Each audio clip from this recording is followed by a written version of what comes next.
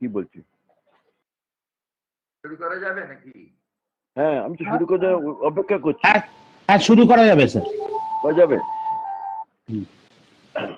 Mr. President, Justice Chitul Mukherjee, may we have your kind permission to start our seminar? আমরা বাংলা ইংরেজি মিশিয়েই বলবো। হ্যাঁ, বাংলাতে বলবেন। আর আমার ছোট্ট একটু কথা, যে বাংলা ওয়ার্ল্ড ওয়াইড এর পক্ষ থেকে সকলকে স্বাগত। আর আমরা তো বেশ কয়েক বছর ধরেই অন্তর্জালের মাধ্যমে যারা বাংলা ভাষায় কথা বলেন, ভারতে, বাংলাদেশে, ইউরোপে, ইংল্যান্ডে, আমেরিকায়, তাদের মধ্যে একটা সংযোগ স্থাপনের চেষ্টা করছি, কিছু সাফল্য অর্জন করেছি, সকলের মধ্যে একটা মিলিত হওয়ার প্রয়াস। তো তারই মাধ্যমে আমরা অনেক ধরনের অনুষ্ঠান করে থাকি, অধিবেশনও করেছি। আমরা বেশি বলবো না, এখন আমাদের পরিচয়ের কথা আপনারা অলরেডি আমাদের কথা জানেন। সকলকে স্বাগত জানাই। এবং আজকের দিনের সঞ্চালক শ্রী অনিন্দ্য মিত্র, পূর্ব অ্যাডভোকেট জেনারেল ওয়েস্ট বেঙ্গল, তিনি সঞ্চালক। তাকে পরিচালনা করতে অনুরোধ করি এবং তিনি আমাদের সকলে একটু পরিচয় দিয়ে দিন যারা আজকে অংশগ্রহণ করছেন, তারপরে সভাটা পরিচালিত হোক। নমস্কার। আজকের আমাদের এটা আলোচনা সভা, বিতর্ক সভা নয়। আলোচনা সভার বিষয়বস্তু জানেন তো? হ্যাভ কি হলো? ভিডিওটা আসছে না, আমার কথা আসছে না। কথা Have liberty of thought, expression, belief and faith and worship been secured to the citizens of India as promised by the preamble to the Constitution? এইটা এই বিষয়বস্তু, এবং সে বিষয়ে আমরা চারজন বিশিষ্ট বক্তাকে পেয়েছি। এর মধ্যে দুজন আছেন এমপি, একজন আছেন রিটায়ার্ড জাজ অফ সুপ্রিম কোর্ট, আরেকজন আছে বিশিষ্ট চিকিৎসক। আমরা চাইছিলাম যে ডিফারেন্ট এক বিভিন্ন জায়গায় বিভিন্ন ফিল্ড থেকে যাতে আমরা প্রত্যেকের বিষয়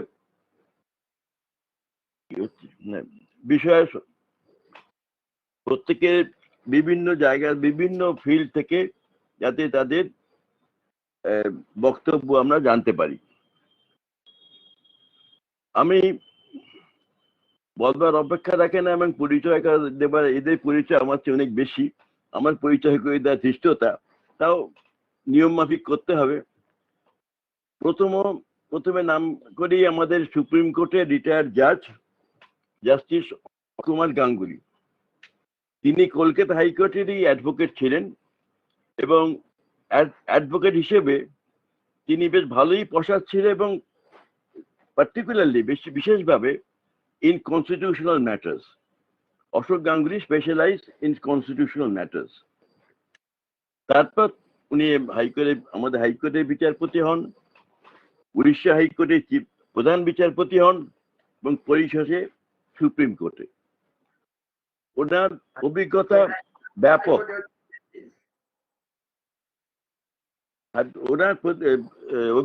ব্যাপক।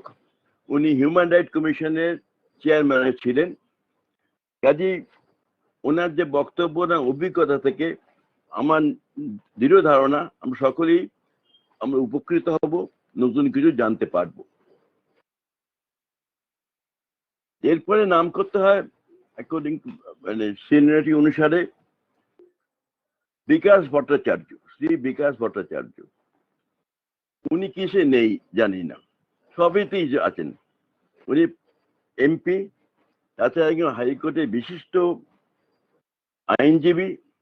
ওনার আইনের পরিধি বিস্তৃত, বিশেষ করে সাংবিধানিক বা কনস্টিটিউশনাল ম্যাটারে উনি প্রায় রকমারি প্রচুর মামলা করেছেন, কাগজে ওর নাম সকলেই দেখছেন, আপনারা জানেন, ওনার কাছ থেকে এই কনস্টিটিউশনাল ম্যাটার সম্বন্ধে আমরা অনেক কিছু জানতে পারবো, আমার দৃঢ় বিশ্বাস।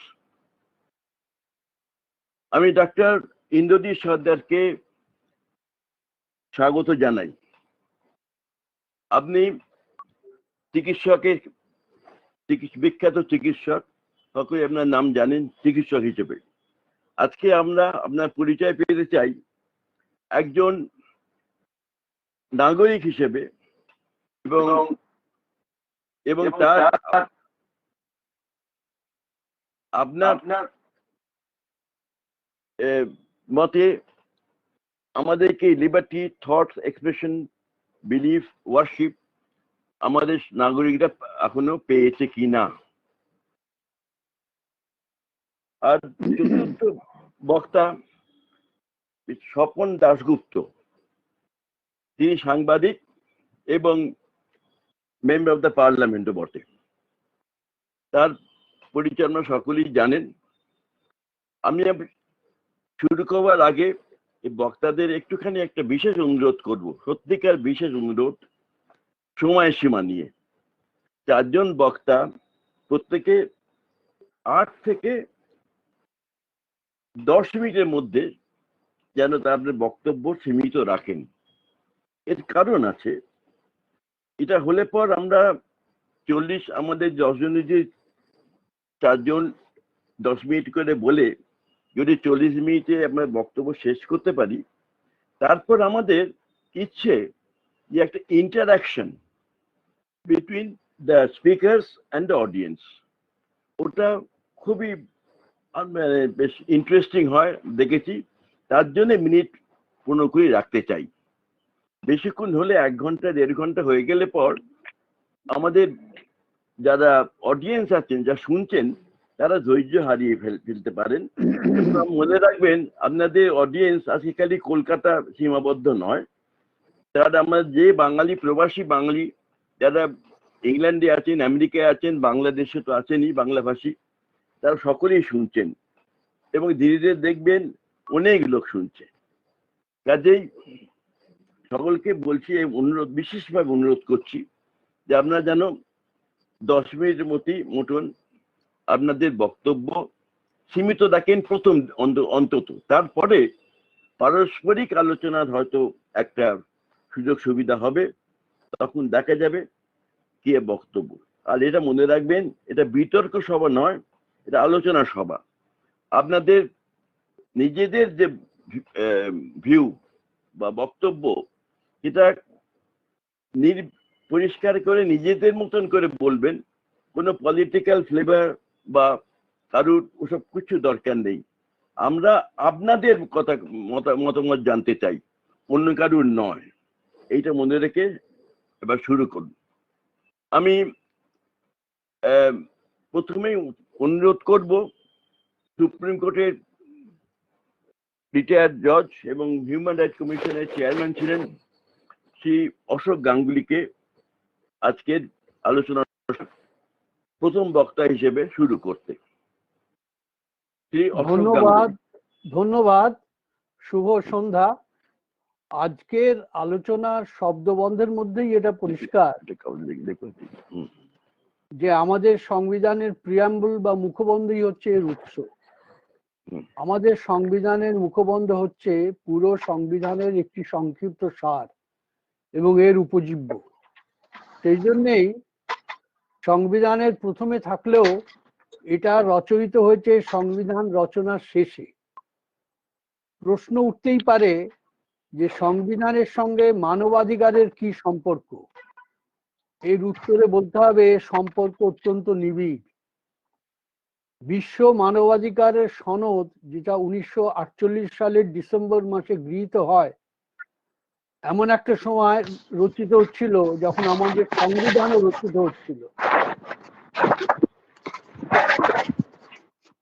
এবং দুটোরই জন্ম হয়েছে অত্যাচার ও শোষণের বিরুদ্ধে রক্তক্ষয়ী সংগ্রামের মাধ্যমে এবং তার থেকে মুক্তি লাভের উচ্চ সন্ধানে, যেখানে মানুষ চেয়েছে কিছু মূল অধিকারকে লিপিবদ্ধ করতে যা ভবিষ্যতে অত্যাচারের বিরুদ্ধে ব্যবহৃত হতে পারে।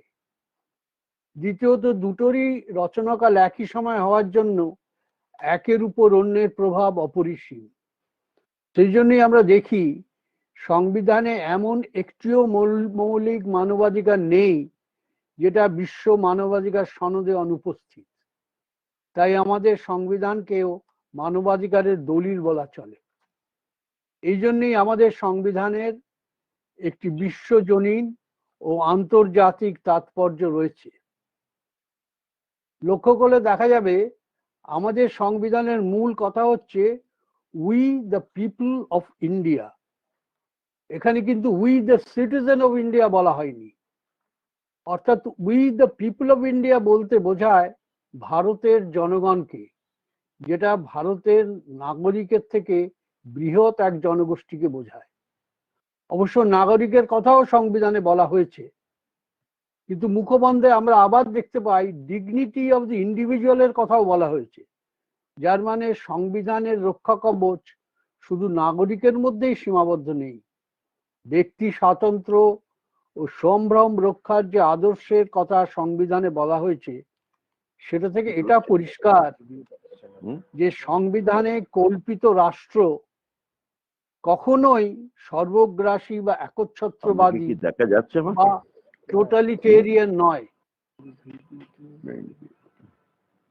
আমাদের সংবিধানের মুখবন্ধ পরিষ্কার 3 ভাগে বিভক্ত। প্রথম ভাগে ভারতীয় জনগণের সংকল্পের কথা বলা হয়েছে যে তাঁরা চান ভারত একটি সমাজতান্ত্রিক, ধর্মনিরপেক্ষ ও গণতান্ত্রিক রাষ্ট্র হিসেবে আত্মপ্রকাশ করুক।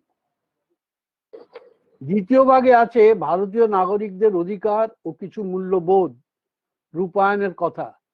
আজকের আলোচনার শব্দবন্ধ যেখান থেকে উদ্ধৃত।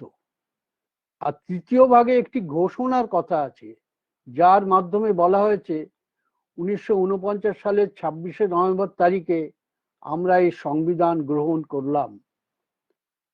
এই 3টি ভাগের মধ্যে তৃতীয় ভাগটি সম্পূর্ণ হয়েছে। অন্য দুটি ভাগ, যেখানে দেশবাসীর সংকল্প ও মূল্যবোধের কথা, অধিকার, আশা আকাঙ্ক্ষার কথা বলা হয়েছে, সেটা আমার মতে বাস্তবায়িত এখনো হয়নি। এইখানেই আমরা বিখ্যাত মনীষী ও মানবতাবাদী বিজ্ঞানী আইনস্টাইনের একটি বক্তব্য স্মরণ করতে পারি। তার আইডিয়াস এবং ওপিনিয়ন গ্রন্থে তিনি বলেছিলেন, আমি তাকে একটু উদ্ধৃত করছি, A large part of history is therefore replete with the struggle for those human rights, an eternal struggle in which final victory can never be won. But to tire in the struggle would mean the ruin of society. তার উদ্ধৃতি শেষ করলো। আজকের আলোচনার মূল কথা হচ্ছে liberty of thought, চিন্তার স্বাধীনতা। অন্যান্য স্বাধীনতার জনক। স্বাধীন চিন্তা বাদ দিয়ে অন্যান্য স্বাধীনতা অকল্পনীয়। যে আদর্শের রূপরেখা সংবিধানের মুখবন্ধে আছে, সেটাই প্রকাশিত হয়েছে বিভিন্ন মৌলিক অধিকারের মাধ্যমে। কিন্তু চিন্তার স্বাধীনতা থেকেই আসে বাক স্বাধীনতা, নিজেকে প্রকাশের স্বাধীনতা, এর সঙ্গে সম্পৃক্ত বিশ্বাসের ও ধর্মাচরণের স্বাধীনতা, বিশ্বাসের স্বাধীনতা ও ধর্মাচরণের স্বাধীনতা। এই প্রতিটি স্বাধীনতাই কিন্তু সংবিধানে এক একটি মৌলিক অধিকারের মাধ্যমে স্বীকৃত। আসলে আমাদের সংবিধানের মুখবন্ধের মূল্যবোধ ও আদর্শ মৌলিক অধিকারের সঙ্গে এক সুরে বাঁধা, একটি অন্যের পরিপূরক। এই মৌলিক অধিকার রক্ষার প্রধান দায়িত্ব সরকারের, কেননা কি কেন্দ্র কি রাজ্য সরকার উভয়েই সংবিধান রক্ষার শপথ নিয়ে ক্ষমতায় আসেন। কিন্তু ক্ষমতায় আসীন হওয়ার পরে আমরা দেখতে পাচ্ছি সরকার এই দায়বদ্ধতার কথা কিন্তু ভুলে যান। সাধারণ মানুষ দিশেহারা হয়ে আদালতের দ্বারস্থ হতে হয়। এখানে আদালতের ভূমিকা অত্যন্ত গুরুত্বপূর্ণ। আদালতকে এখানে অধিকার রক্ষার প্রহরীর ভূমিকা পালন করতে হয়, যেটাকে বলা হয় সেন্টিনেল অন দ্য কুই ভিভে। কিন্তু আদালত, আমি দুঃখের সঙ্গে বলছি, আমিও আদালতের সঙ্গে যুক্ত ছিলাম, তার এই দায়িত্ব পালনে অনেকাংশে ব্যর্থ হচ্ছেন। যেমন আমরা দেখলাম জরুরি অবস্থার সময় ব্যক্তি স্বাধীনতা রক্ষার ক্ষেত্রে সর্ব আদালতের গরিষ্ঠাংশের রায় সবাইকেই হতাশ করেছে। পরে অবশ্য সর্বোচ্চ আদালত ওই রায়কে ভ্রান্ত বলেছেন। বর্তমানেও বাবরি মসজিদ মামলায় ধর্মাচরণের স্বাধীনতা রক্ষায় আদালতের রায় সংখ্যালঘুদের বিশ্বাস অর্জনে ব্যর্থ হয়েছে। যে মত প্রকাশের স্বাধীনতা খর্ব করার জন্য ব্রিটিশ সরকার রাষ্ট্রদ্রোহিতার আইন প্রণয়ন করে মহামতি গোখলে ও গান্ধীজির মতো নেতাদের সাজা দেন, দুঃখের কথা এবং আশ্চর্যের কথা, স্বাধীন ভারতেও সেই আইন কিন্তু বহাল রইল এবং জরুরি অবস্থার কিছু আগে এই আইনের সংশোধনীর মাধ্যমে রাষ্ট্রদ্রোহিতার অপরাধকে কগনিজেবল অফেন্স হিসেবে স্বীকার করা হলো। মানে এই অপরাধে আজকের দিনে মানুষ সোজাসুজি, একজন যদি কোনো তার নামে অভিযোগ হয় সোজাসুজি কিন্তু তাকে অ্যারেস্ট করতে পারে। আগে সেটা পারতো না, ব্রিটিশ আমলেও পারতো না, আজকে সেটা পারে। এটা এখন কগনিজেবল অফেন্স হিসেবে স্বীকৃত এবং এই আইনে আজকে একজনকে আজীবন কারাদণ্ডে দণ্ডিত করা যায় ভারতবর্ষে, স্বাধীন ভারতবর্ষে, গণতান্ত্রিক ভারতবর্ষে। বিলেতেও আমেরিকায় এই আইন কিন্তু নেই, এই আইন উঠে গেছে। আমরা আজ এই আইনের যথেচ্ছ অপব্যবহার লক্ষ্য করছি এবং এটাও লক্ষ্য করছি দুঃখের সঙ্গে যে আদালতের ভূমিকা এখানে খুব আমাদের আশা জাগাচ্ছে না। তাই আমার ধারণা, আমি আর বেশি বলছি না, চিন্তার স্বাধীনতা এবং তার থেকে উদ্ভূত বিভিন্ন স্বাধীনতার আস্বাদ আজ সাধারণ মানুষের নাগালের বাইরে। এইসব স্বাধীনতার অধিকার মোটামুটি বইয়ের পাতাতেই আজ সীমাবদ্ধ। ধন্যবাদ, আমার বক্তব্য আমি এখানে শেষ করলাম। আশা করি 10 মিনিটের মধ্যেই পেরেছি।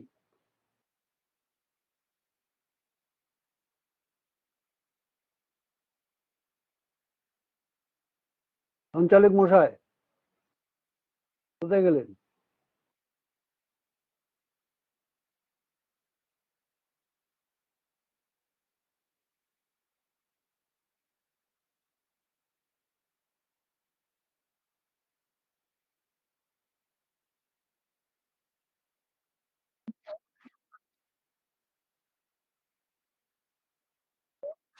সঞ্চালক মশাই কিছু তো বলছেন না।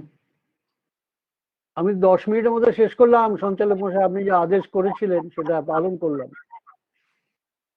অনিন্দ্যদা আমরা লিঙ্ক মিস করেছেন। আমার মাঝে কিছু সমস্যা হচ্ছে বোধ হয়। সারাক্ষণ এরকম করলে কেমন করে হয়? সারাক্ষণ এই বকবক করলে কিন্তু ওনার মতে গণতন্ত্র আর মৌলিক অধিকার এখনো আমাদের যথাযথভাবে প্রাপ্য হয়নি, পাইনি আমরা এখনো। আদালতের ভূমিকা নিয়ে উনি বলেছেন, ওনার মতে আদালতের ভূমিকা খুব আশাজনক ভাবে পালন হয়নি এখনো অব্দি। তারপরে সেটা নিয়ে উনি বলেছেন এরপরে চিন্তার স্বাধীনতা, ধর্ম স্বাধীনতা যে কতখানি বেশি দরকার সেটা উনি বিশেষভাবে বুঝিয়ে দিয়েছেন। এরপরে আমাদের পরবর্তী বক্তা, তার মতামত শুনতে চাই এই বিষয়ে, তিনি কি বলেন। আমি এবার আহ্বান করছি স্বপন দাশগুপ্তকে। তিনি এমপি এবং তার ব্যক্তিগত মতামত এই বিষয়ে আমরা সকলে শুনবার জন্য আগ্রহী।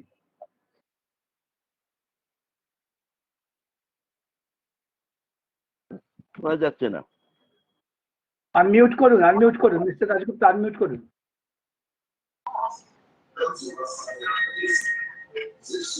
স্যার আনমিউট করতে হবে।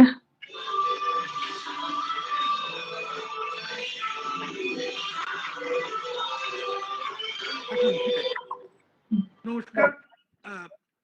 আমি প্রথমে বাংলা ওয়ার্ল্ড ওয়াইড কে আমার কৃতজ্ঞতা জানাই আজকের এই আলোচনা চক্রে যোগদান করার জন্য। চিন্তা স্বাধীনতা নিয়ে আমার যতটুকু বলার আছে যেমন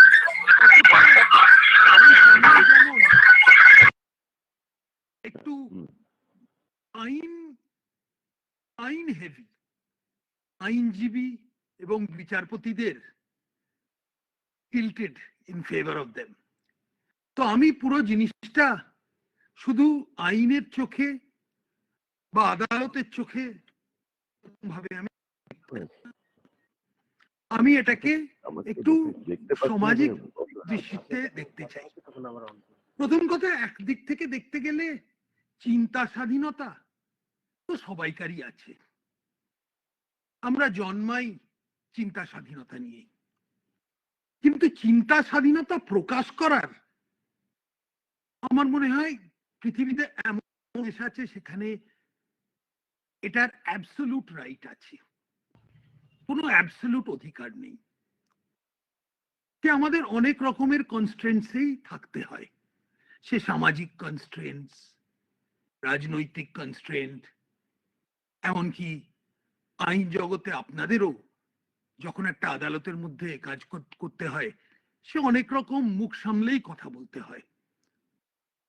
একজন জাজের ওপর যদি আপনার আস্থা থাকে বা না থাকে সেটা তো আপনি আর প্রকাশ্যে বলতে পারছেন না।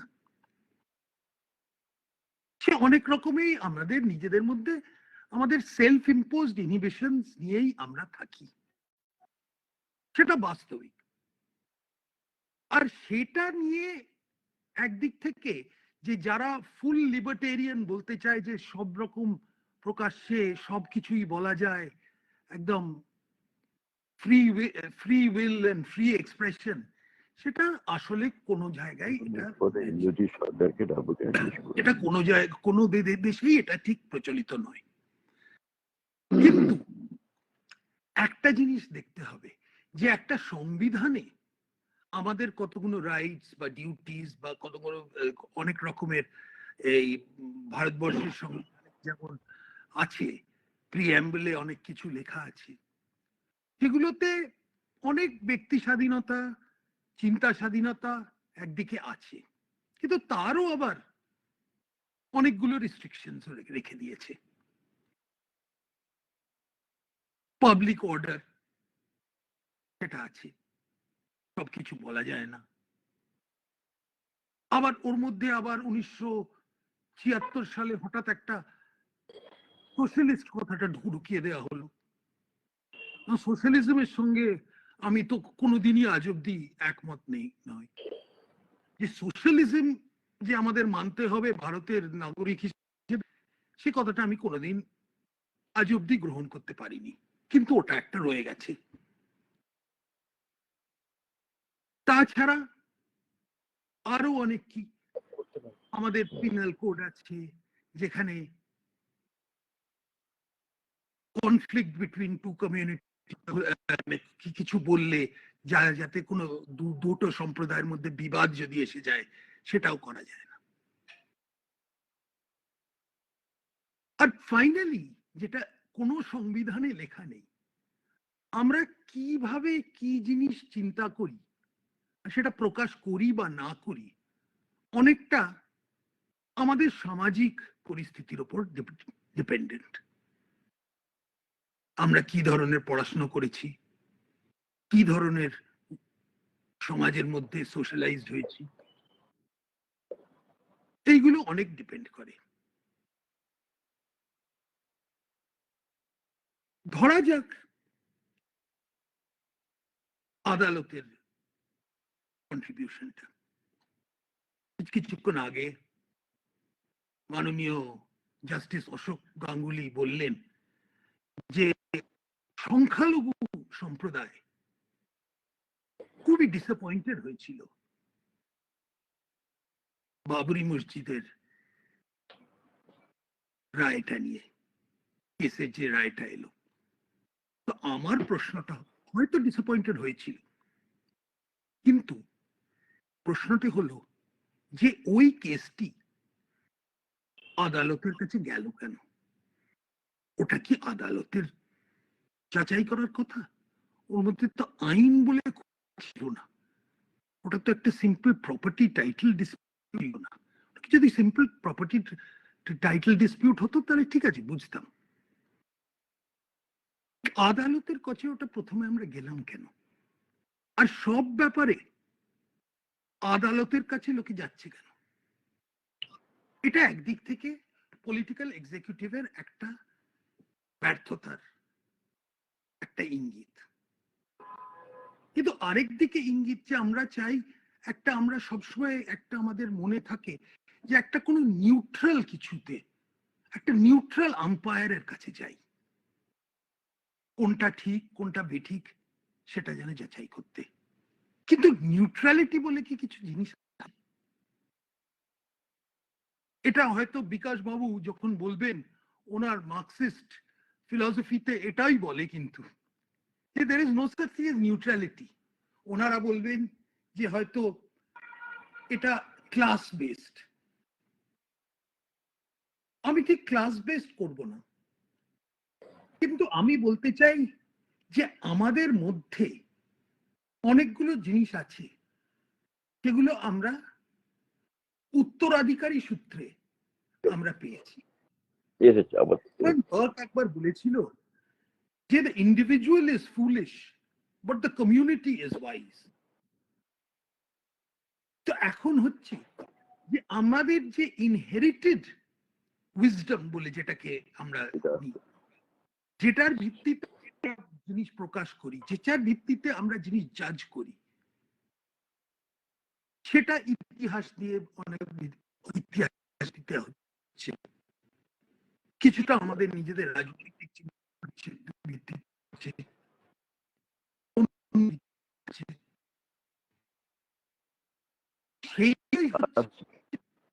আসল সবাই অপারেট করি। থাকছে না, একটুখানি আপনি অপেক্ষা করুন, বাবু একটু অপেক্ষা করুন, কানেক্টিভিটিটা চলে গেছে, আপনার সংযোগটা চলে গেছে, ঠিক করা হোক, ঠিক করে সময় কথা শোনা যাচ্ছে না, কেটে কেটে যাচ্ছে কথা। এখন শোনা যাচ্ছে? এবার এবার বলুন। আমি ঠিক জানি না কোথা থেকে আপনি না সরি, মানে বুঝতে, সরি ফর ইন্টারাপশন, কিন্তু শোনা যাচ্ছিল না বলেই বলতে। এবার বলুন।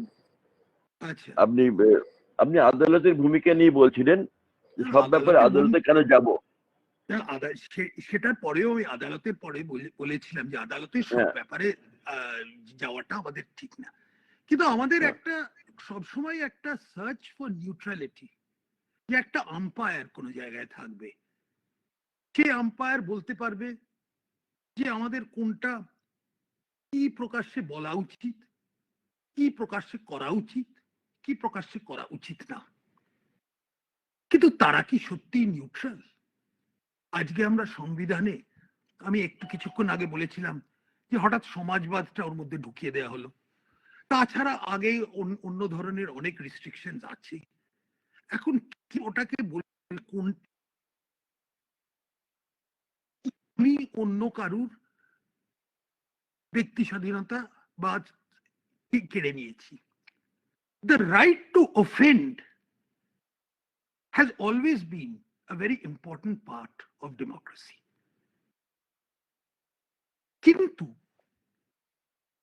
আমরা যদি দেখি ভারতবর্ষে, দেখলে আমাদের এই রাইট টু অফেন্ডটা কিন্তু অনেকভাবেই কার্টেল করা হয়েছে। হয়তো তার কারণ আছে, আইন শৃঙ্খলার দৃষ্টি থেকে দেখতে গেলে এমন কোন যুক্তি পাচ্ছি না যে সালমান রুশদির বই কেন হঠাৎ নিষিদ্ধ হলো, যে বইটা হয়তো খুব একজন পড়তো না।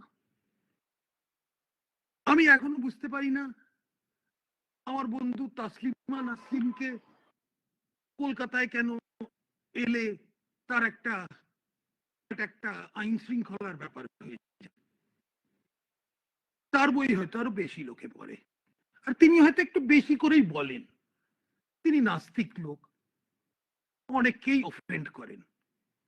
তো এই রাইট টু অফেন্ডটা আমরা সামাজিক স্তরে কোনোভাবেই গ্রহণ করতে পারি না। আপনারা হয়তো কেউ কেউ বলবেন যে এটা আমাদের ল্যাক অফ ম্যাচিউরিটি। আমি মনে করি যে এইটা হচ্ছে একটা ধরনের ইনহিবিশন। এই ইনহিবিশনে ছাড়া সমাজ চলতে পারে না। সমাজে অ্যাবসলিউট লাইসেন্স যদি থাকে তাহলে it's a recipe for chaos. তাই আমার মতে চিন্তা স্বাধীনতাটা একটা খুব ভালো আদর্শ, আর বাই এন্ড লার্জ আমরা সেই আদর্শটাকে মেনেই চলা উচিত। আর সংবিধানেও সেই আদর্শটার কথাই বলেছে। কিন্তু বাস্তবে আমরা দেখছি আমাদের পয়েন্ট অফ ডিভিয়েশন অনেক বেশি। আর একটা সমাজ বা একটা দেশকে আমরা একটা সাকসেসফুল ডেমোক্রেসি বলে যেটাকে ধরি, সেটার হচ্ছে যে কতটা আমরা ডিভিয়েশন মানতে, কত কম ডিভিয়েশন আমরা মানতে পারি। আজকে ভারতবর্ষে অনেকে বলে যে আমরা হয়ে গেছি একটা ইলিবারাল ডেমোক্রেসি। এটার কোনো মানে বাস্তবে কিছু আমি দেখছি না যে এমন কিছু যে কারণে আমরা ইলিবারাল হয়ে গেছি। কিন্তু অনেক অনেক জায়গা আছে যেখানে মত প্রকাশ করলে, ফেসবুকে কিছু লিখলে পুলিশ এসে যায়, আবার আরেকজন কেউ একটা কার্টুন কিছু আঁকলে তার ঘাড়ে পুলিশ এসে যায়। এই ধরনের ছেলে, এটা তো একটা মানে চাইল্ডিশ বিহেভিয়ার। এই ধরনের চাইল্ডিশ বিহেভিয়ার এখন ভারতবর্ষের অনেক ক্ষেত্রে ঢুকে পড়েছে। এই চাইল্ডিশ বিহেভিয়ার আমি বলছি না যে কোনো রাজনৈতিক স্যাংশনে চলছে, এটা হচ্ছে অনেক লোকের ইন্ডিভিজুয়াল একটা ইনটলারেন্স দেখা দিচ্ছে। আর এই ইন্ডিভিজুয়াল ইনটলারেন্সের কারণেই আজকে আমাদের দেশে একটা প্রকাশ্যে অনেককে বলতে আরম্ভ করেছে যে চিন্তা স্বাধীনতা নেই। কিন্তু আসলে আসলে চিন্তা স্বাধীনতা যতটুকু আছে সেইটুকু রক্ষা করার জন্যই আমাদের এই পুরো অ্যাবসলিউট চিন্তা স্বাধীনতা নেই, কোনোদিন থাকবেও না। আর হয়তো থাকাটাও আমি মনে করি অনেক সময় অনেক আরো বেশি সমস্যার তৈরি করে দেবে। তাই প্র্যাকটিক্যালের দিক থেকে দেখতে গেলে আমাদের এইটাই হচ্ছে আমরা কত বেশি আমাদের নিজেদের লেভেল অফ টলারেন্সটাকে ওঠাতে পারি। আমি এইটুকু বলেই অনেক ধন্যবাদ ধন্যবাদ ধন্যবাদ। তারপরে প্রথম আদর্শ রেখে গেছেন অশোক বাবু 10 মিনিটে শেষ করে, সকলেই সেটা দেখছি মেনে চলছেন। আমাদের স্বপন দাশগুপ্ত মশাই বললেন যে উনি আলোচনা করলেন যে চিন্তা কর বা চিন্তা স্বাধীনতা সরকারই আছে, প্রকাশ করার ব্যাপারেই এখানে একটু ভাববার ব্যাপার, এখানে রেস্ট্রিকশন থাকা দরকার কিনা, থাকা কিনা সেই নিয়ে আলোচনার বিষয়বস্তু হওয়া দরকার। কনস্টিটিউশন বলেছে রিজনেবল রেস্ট্রিকশন, এখন যে রেস্ট্রিকশন আছে রিজনেবল কিনা। উনি বলছেন রাইট টু অফেন্ড আদার্স, সেখানে একদম আনফেয়ার উচিত নয়, খানিকটা সংযম দরকার। উনি রাস্তা খুললেন, আমি কিন্তু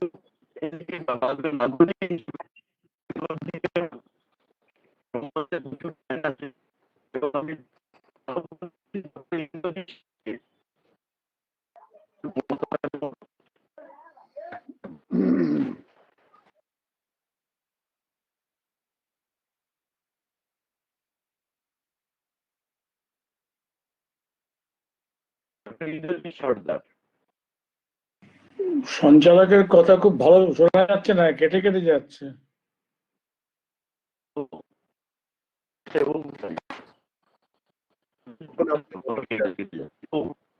এই বিতর্কটা না আলোচনা সভায় আসার জন্য, এবং তখন আমি যখন আমাদের বিদগ্ধ প্যানেলিস্ট দেখলাম, আমার এটা সন্দেহ হয়েছিল আমার জায়গা এখানে সত্যি আছে কিনা। আমাকে বলা হয়েছে যে তার আমার নাগরিকত্ব বা নাগরিকের দিক দিয়ে কিছু বলার, কিন্তু দুঃখের বিষয় নিজে ডাক্তার হয়ে না ডাক্তারি বিষয়টা ছাড়তে পারবো না। সেই বিষয় থেকেই অনেক কিছু হয়তো বলতে হবে। তা প্রথম কথা বলি যে এই যে কথাটা নিয়ে আলোচনা হচ্ছে, আপনাদের মধ্যে অনেক বিদগ্ধজন আছেন, আমি ওর মধ্যে যাব না। এইটুকু শুধু বলতে পারি যে আপনি যদি সোশ্যাল মিডিয়াতে লিবার্টি কথাটা লেখেন বা লিবারাল থটের কথাটা লেখেন, অমনি সঙ্গে সঙ্গে বাস্তবিকভাবে শয়ে শয়ে হাজার হাজার লোক আপনাকে লিপটার্ড বলে বলছে। লিপটার্ড কথাটা কিন্তু হচ্ছে লিবারাল এবং রিটার্ড।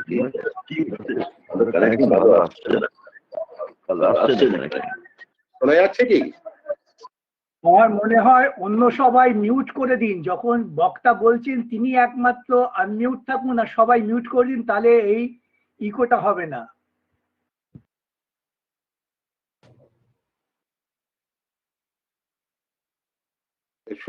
শুরু করি আবার। সেটা হচ্ছে যে এইটাই যেটা বলতে যাচ্ছিলাম যে লিবার্টি কথাটা যখনই বলা হবে, যদি প্রকাশ্যে যদি বলেন লিবার্টির কথা, সেটা নিশ্চয়ই আপনি বলতে পারেন সংবিধান বুঝে, কিন্তু এখন বাস্তবিকভাবে হাজারে হাজারে শয়ে শয়ে লোকে এসে কিন্তু আপনাকে লিপটার্ড বলবে। সেটা হচ্ছে লিবার্টি এবং রিটার্ডের সংমিশ্রণ। এবং এটা বলা যে যারা লিবারাল থট যাদের আছে তাদেরকে দেখে দেয়া বা বলে দেয়া যে তাদের কিছু রিটার্ড আছে, এবং এটা কিছু বিশিষ্ট লোকেরা করেন এবং বিশিষ্ট কথাগুলো এইভাবে সঞ্চালিত হয়। এবং এইভাবে কনস্টিটিউশনে যাই বলুক না কেন, প্রকাশ্যে বলতে গেলে লিবারাল কথাটা বলতেও বিপদ আছে। আমি এখন এর থেকে যদি সেইটাই অসুবিধা হয়, লিবার্টি কথাটা নিয়েই অসুবিধা হয়, তাহলে লিবার্টির কথার সঙ্গে জড়িত আর যা যা বিশ্লেষণগুলো ব্যবহার করা হচ্ছে, চিন্তাধারা বা মতামত প্রকাশ করা বা ধর্ম বা উপাসনা, এটা সবকিছুই কিন্তু মানে থাকে না। এরপরে যদি যাই, আমি সত্যিকারের বলতে যে ডাক্তারের ব্যাপারগুলো নিয়ে আমাকে বলতেই হবে, এবং সেটা বলতে হবে যে ডাক্তাররা যখন এই মহামারীর মধ্যে প্রথম এসছিল মহামারীটা, তখন কিন্তু ডাক্তারদের কোনো লিবার্টি ছিল না কিছু না করার। প্রধান জিনিস হচ্ছে যে ধর্ম, যেটা সবাই বলে হিন্দু মুসলিম জৈন খ্রিস্টান, ডাক্তারদের কিন্তু ধর্মটা আলাদা। সেটা হচ্ছে প্রাণ বাঁচাও, যেমন করে হোক যেভাবে হোক প্রাণ বাঁচাও। এবং এই প্রাণ বাঁচানোর তাগিদে বহু ডাক্তার তখন যুদ্ধে নেমে পড়েছিল। তারা অজানা শত্রুর বিরুদ্ধে যুদ্ধে নেমেছিল। শত্রু কে তা জানতো না, কিভাবে তার প্রচার হয় জানতো না, কিভাবে চিকিৎসা করা হয় জানতো না, কিভাবে নিজেকে সুরক্ষা করতে হয় জানতো না। তাদেরকে অস্ত্রসজ্জাও তেমনি দেয়া হয়নি, কিভাবে মাস্ক পরতে হয়, কিভাবে পিপিই কিট পরতে হয়, তার কি কি অসুবিধেগুলো। এবং সেই সূত্রে ডাক্তাররা ঝাঁপিয়ে পড়েছিল। কিন্তু সেই ঝাঁপানোর পরিপ্রেক্ষিতে যেটা হয়েছে সেটা হচ্ছে আজকের দিন অবধি প্রায় 800 ডাক্তার মৃত্যুবরণ করেছে এই কোভিড রোগে। এবং এই 800 ডাক্তার যদি হিসেবের মধ্যে যান বা সংখ্যা তত্ত্বে, তাহলে সে কার্গিল ওয়ারে যত জওয়ান মারা গিয়েছিল তার থেকে অনেক অনেক বেশি। এবং এই সংখ্যাটা কিন্তু শেষ হয়নি, আরো বাড়বে। তা ডাক্তারদের যখন যুদ্ধ করতে বলা হয়েছিল কেন, একটা কঠিন সময়, তখন কিন্তু তার আগে ডাক্তারদের ওপর চাপিয়ে দেওয়া হয়েছিল দেরি করে সরকারিভাবে রিসপন্ড করা। আমরা কিন্তু সকলে জানতাম যে জানুয়ারির গোড়া থেকে যে এই ধরনের মহামারী চাইনা থেকে শুরু হয়ে গেছে, কিন্তু সেই পরিপ্রেক্ষিতে আমরা তখন বাইরের থেকে লোকজনের আনাগোনা বন্ধ করিনি।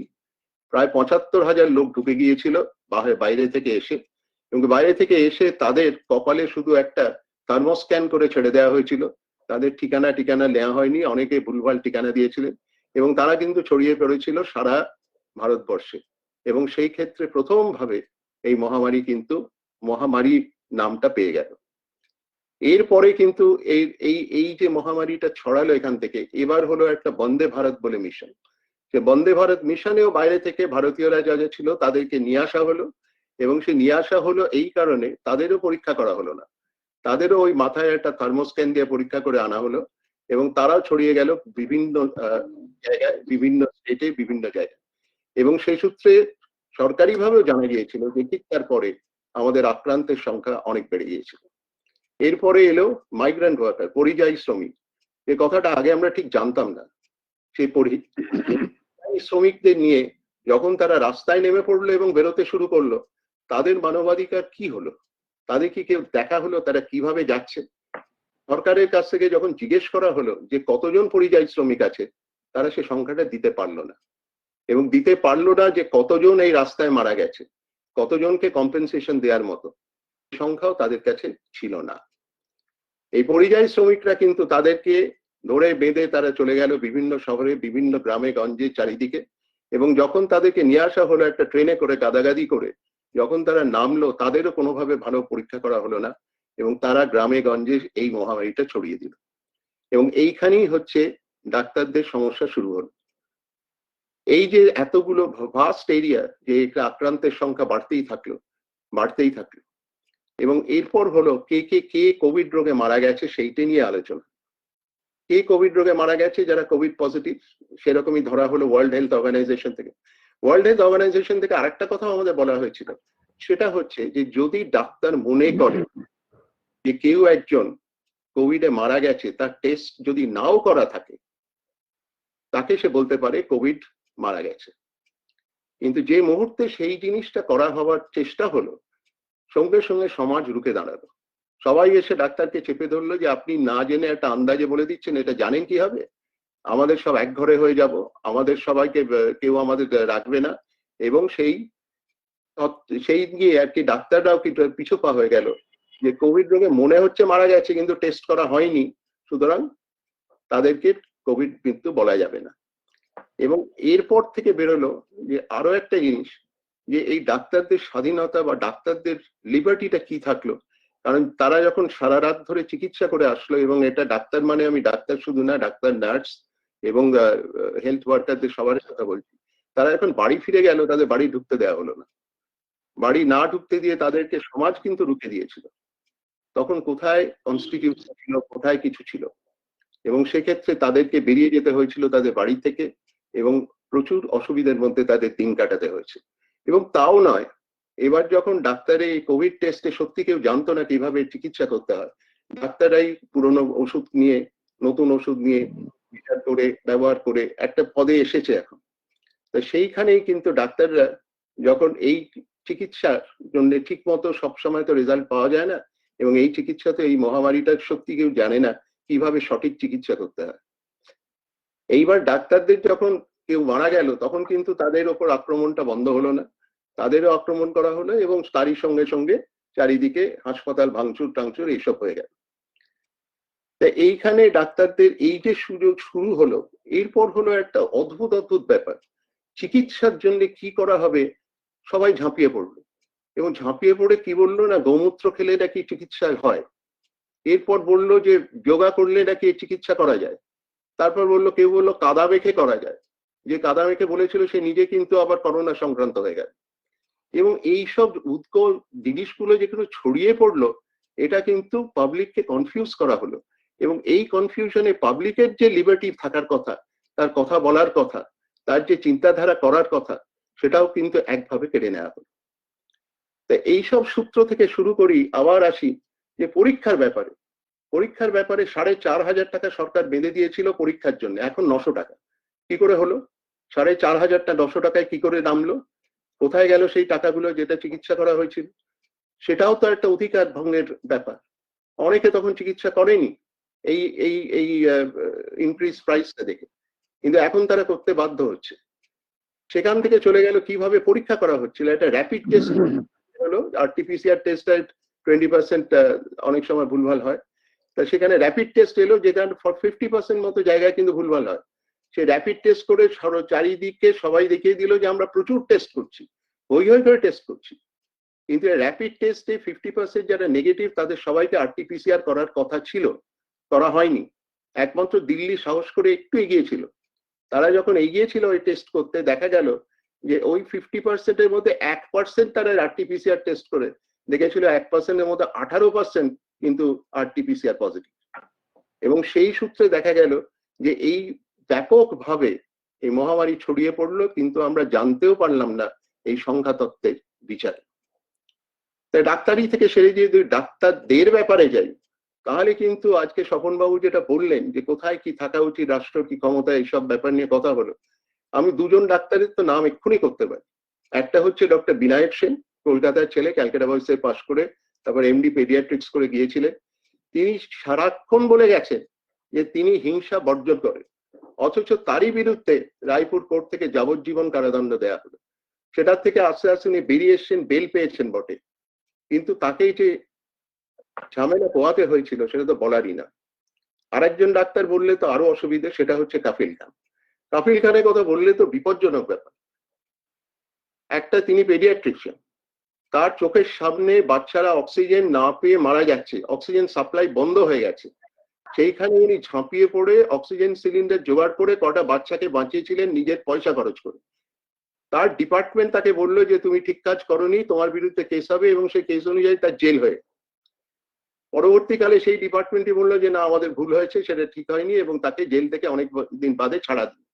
ছাড়া দেওয়ার পরই কিছুদিনের মধ্যে বম্বে থেকে গিয়ে ইউপি পুলিশ তাকে ধরে আনলো। তাই ধরে আনলো না, সে দেশদ্রোহিতার কাজ করেছে, এবং সেই স্পেশাল সিকিউরিটিজ অ্যাক্ট, আপনি হয়তো আমার একটু নোমেনক্লেচারে ভুল হতে পারে, কিন্তু যাই হোক, যে কোনো একটা অ্যাক্টে তাকে 3 মাস বিনা বিচারে রাখা হলো, আরো 3 মাস বিনা বিচারে রাখা হলো, এই কারণে যে তিনি ভবিষ্যতে হয়তো এই ধরনের কথাবার্তা বলতে পারেন, যেটা হয়তো বিপজ্জনক হতে পারে অনেকের জন্য। সেইখান থেকে কিন্তু উনি ছাড়া পেলেন, হাইকোর্ট থেকে তাকে ছাড়া দিল, এবং কি আশ্চর্যের ব্যাপার, তাকে ছাড়া দেওয়ার পর ইউপি সরকার তার বিরুদ্ধে প্রতিরোধ করে সুপ্রিম কোর্টে গেল। সুপ্রিম কোর্ট আবার বলল যে না, এটা জিনিসটা ঠিক হয়নি, ওর মানবাধিকার লঙ্ঘন হয়েছে, এবং ওনার কনস্টিটিউশনাল রাইট লঙ্ঘন হয়েছে, এবং ওনাকে এই কালকে বোধহয় ছেড়ে দেওয়া হলো, তাকে সব জিনিস থেকে মুক্তি দেওয়া। এই তো দুটো ডাক্তারের কথা। যদি ডাক্তারের কথা ছেড়ে দিই, যদি দেখি র্যাশনালিস্টের কথা, তারা তো র্যাশনাল কথাবার্তা বলেছিল, তারা তো নিয়ম মেনে অনেক কিছু বলেছিল। তাদের 4-5 জনকে রাস্তায়, মাঠে ঘাটে, পার্কে গুলি করে মারা হলো, একজনকে তো বাড়ির সামনে মারা হলো। তাদের বিচার হয়েছে? কিচ্ছু হয়নি। তারা যারা মেরেছিল তারা এখনো বহাল তবিয়তে ঘুরে বেড়াচ্ছে। কেন ঘুরে বেড়াচ্ছে? এটাও কি মানবাধিকার লঙ্ঘন না? এটাও কি আমাদের কনস্টিটিউশন আছে ঠিকই, কিন্তু বাস্তবে কি হচ্ছে সেটাও তো দেখা দরকার। বাস্তবে এই লোকগুলো কিন্তু জাস্টিস পেল না, তারা মরে গিয়েও জাস্টিস পেল না। এইখান থেকে যদি আবার চলে যায় ইনইকুয়ালিটির কথা, আজকে যদি আমাদের ভারতবর্ষে দেখেন যে 70% যে ওয়েলথ আছে আমাদের, সেটা চলে গেছে 1%-এর কাছে। এটা কনস্টিটিউশনাল ব্যাপার হয়তো নয়, এটা হয়তো বিজনেসের ব্যাপার বা অন্য কিছু, কিন্তু এটা তো অনস্বীকার্য যে এই সুযোগে যাদের কিছু কিছু লোকের তাদের ওয়েলথ বেড়েই যাচ্ছে, কিন্তু কিছু লোকের যারা গরিব, যারা 70% লোক নিচে আছে, তাদের 1% ওয়েলথ বেড়েছে এই সংখ্যা। আর এখনো পর্যন্ত আছে যে 3 জন লোকের এই কদিন আগে বেরিয়েছে যে 4,71 কোটি টাকা, আমার মানে হয়তো নোমেনক্লেচারে ভুল হতে পারে, 4,71,000 কোটি টাকা তাদের কিন্তু মুনাফা হয়েছে এই লকডাউনের মধ্যে, এই মহামারীর মধ্যে। এইসব ব্যাপার দেখলে মাঝে মাঝে সত্যি মনে হয় যে আমরা কোথায় আছি। আমাদের কনস্টিটিউশন আছে, আমাদের অধিকার ঢঙ্গের কয়েকটা কথা আছে, কিন্তু সেই কথাগুলো বাস্তবে কি প্রতিফলিত হচ্ছে? একদমই হচ্ছে না। আজ স্বপনবাবু বাস্তবের কথা বলেছেন কয়েকটা বিশেষ দিক দিয়ে দেখে, কিন্তু এইগুলোও তো বাস্তব, এগুলো তো বাস্তব নয় তোকে বলতে পারবে না। এইখান থেকে শুরু হয়ে যদি আরো কিছু যেতে পারি, আর হয়তো 2-1 মিনিট আমি সময় নেব, সেটা হচ্ছে আচ্ছা,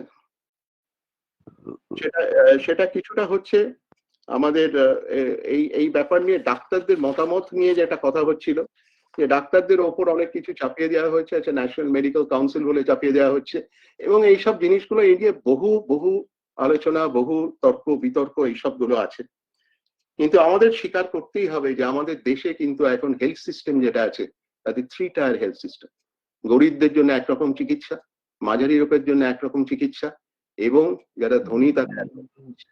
এবং এটা আমি নিঃসন্দেহে আজকে হলফ করে বলে দিতে পারি যে এই যে ভ্যাকসিন আসবে, যে ভ্যাকসিন গুলো বেশি চলে, বেশি দামের ভ্যাকসিন, বেশি ভাবে প্রিজার্ভ করতে হয়, সেগুলো কিন্তু এক শ্রেণীর লোকের কাছেই যাবে, অন্যদের কাছে যাবে না।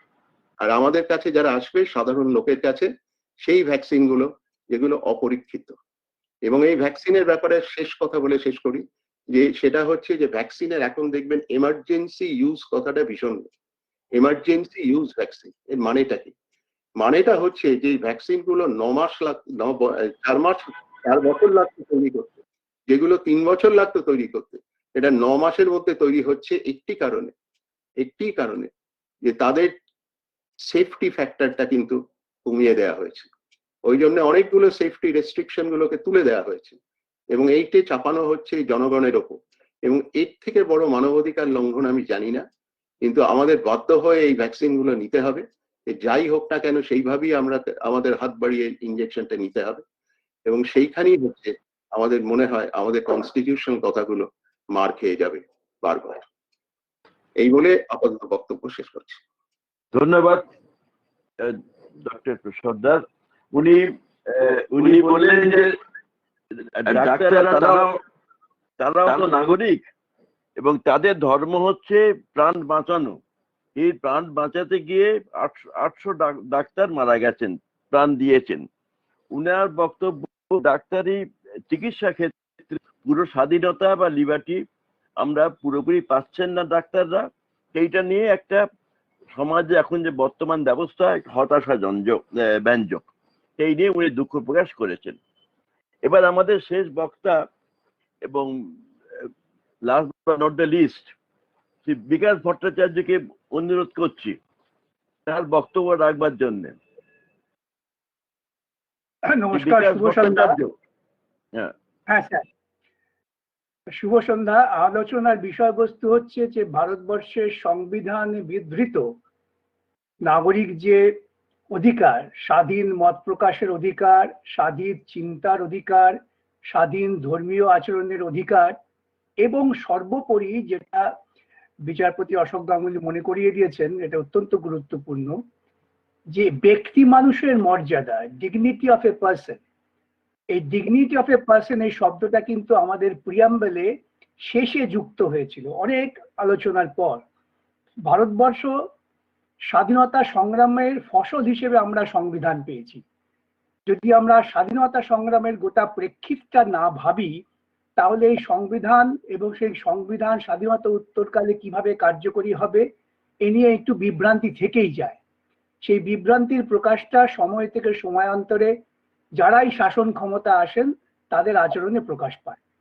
এটা তো মানতে হবে যে ভারতবর্ষের স্বাধীনতা সংগ্রাম কিন্তু 200 বছর ধরে যে হয়েছে, শুধুমাত্র ইংরেজ কুশাসনের বিরুদ্ধে নয়, সামাজিক অপশাসনের বিরুদ্ধেও কিন্তু স্বাধীনতা সংগ্রাম পরিচালিত হয়েছে। এবং এই যে দলিত, নিম্নবর্ণ, শূদ্র, এদের উপর যে সামাজিক অত্যাচার ছিল তার বিরুদ্ধেও কিন্তু স্বাধীনতা সংগ্রামের একটা পর্যায়ে পরিচালিত হয়েছে জমিদারদের বিরুদ্ধে, এবং যে জমিদাররা পরবর্তীকালে ব্রিটিশ শাসনের ছত্রছায়ায় তাদের কার্যকলাপ চালাবার চেষ্টা করেছে। এই সামগ্রিক প্রেক্ষাপটে যদি আমরা ভারতবর্ষের সংবিধান দেখি এবং তার মুখপাত্র যেটা হচ্ছে সংবিধানের মর্মবস্তু, বলা হয় মুখবন্ধ পড়লেই ভারতবর্ষের সংবিধানের মূল চরিত্রটা খুঁজে পাওয়া যায়। আর এখন ধীরে ধীরে সুপ্রিম কোর্ট বিভিন্ন মামলায় বলছেন যে আমাদের সাংবিধানিক যে মূল্যবোধ, কনস্টিটিউশনাল মোরালিটি, এটার দিকে বেশি যোগ দিতে হবে। আমাদের কনস্টিটিউশনাল মোরালিটিটা কি, সেটা প্রকৃতপক্ষে আজকে আলোচনার বিষয়বস্তু।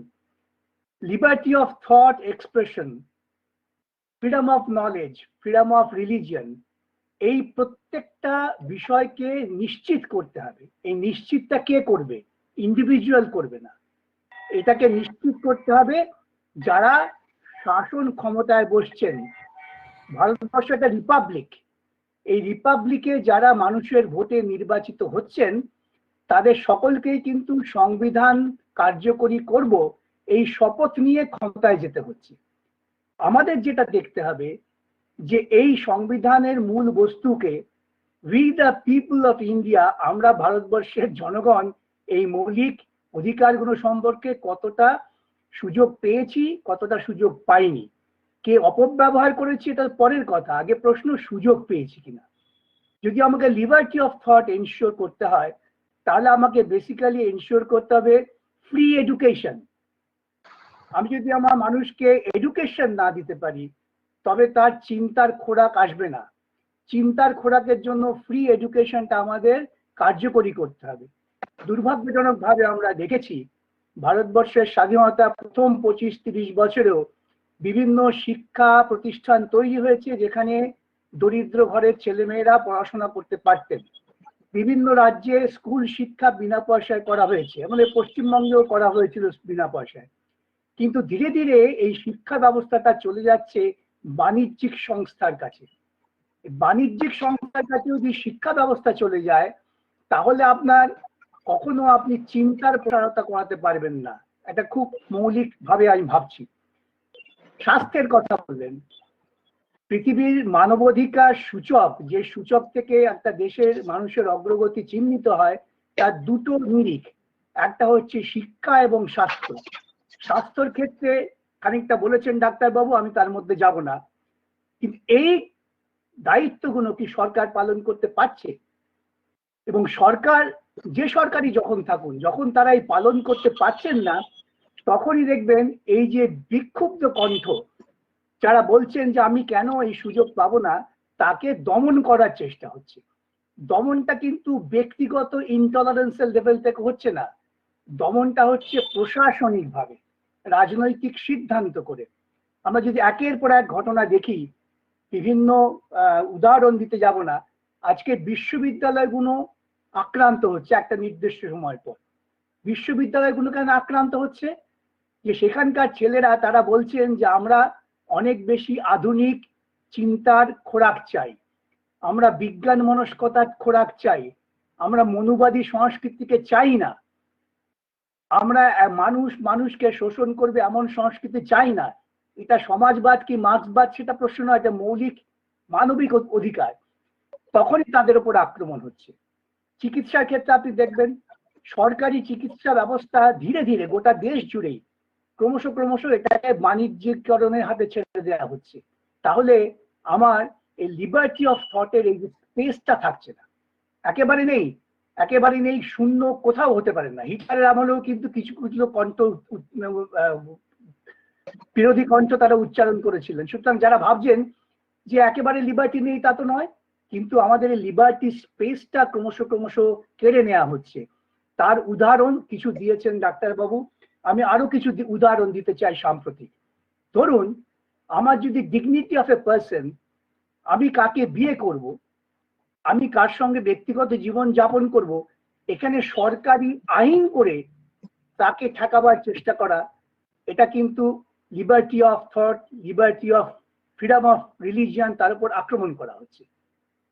সরকার যখনই আক্রমণটা করে, যে সরকার সংবিধানকে কার্যকরী করবে বলে সিদ্ধান্ত নিয়েছিল, তখন সেটা সংবিধানের বিরোধিতা হয়ে যায়।